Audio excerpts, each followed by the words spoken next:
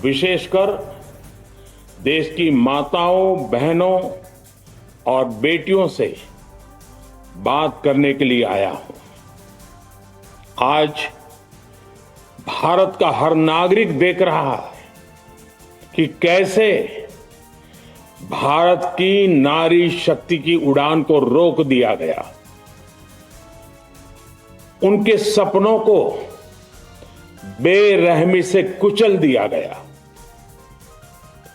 हमारे भरसक प्रयास के बावजूद हम सफल नहीं हो पाए। नारी शक्ति वंदन अधिनियम में संशोधन नहीं हो पाया और मैं इसके लिए सभी माताओं, बहनों, उनसे मैं क्षमा प्रार्थी हूं। साथियों, हमारे लिए देश हित सर्वोपरि है, लेकिन जब कुछ लोगों के लिए दल हित सब कुछ हो जाता है, दल हित देश हित से बड़ा हो जाता है, तो नारी शक्ति को, देश हित को इसका खामियाजा उठाना पड़ता है। इस बार भी यही हुआ है। कांग्रेस, डीएमके, टीएमसी और समाजवादी पार्टी जैसे दलों की स्वार्थी राजनीति का नुकसान देश की नारी शक्ति को उठाना पड़ा है। साथियों, कल देश की करोड़ों महिलाओं की नजर संसद पर थी। देश की नारी शक्ति देख रही थी। मुझे भी ये देखकर बहुत दुख हुआ कि जब ये नारी हित का प्रस्ताव गिरा तो कांग्रेस, डीएमके, टीएमसी, सपा जैसी परिवारवादी पार्टियां खुशी से तालियां बजा रही थी। महिलाओं से उनके अधिकार छीनकर ये लोग मेजें थपथपा रहे थे। उन्होंने जो किया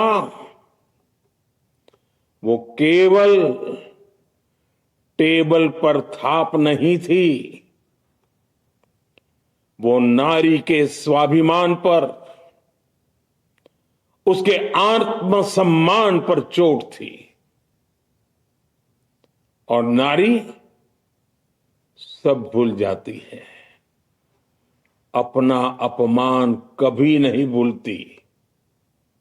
इसलिए संसद में कांग्रेस और उसके सहयोगियों के उन सबके व्यवहार की कसक हर नारी के मन में हमेशा रहेगी।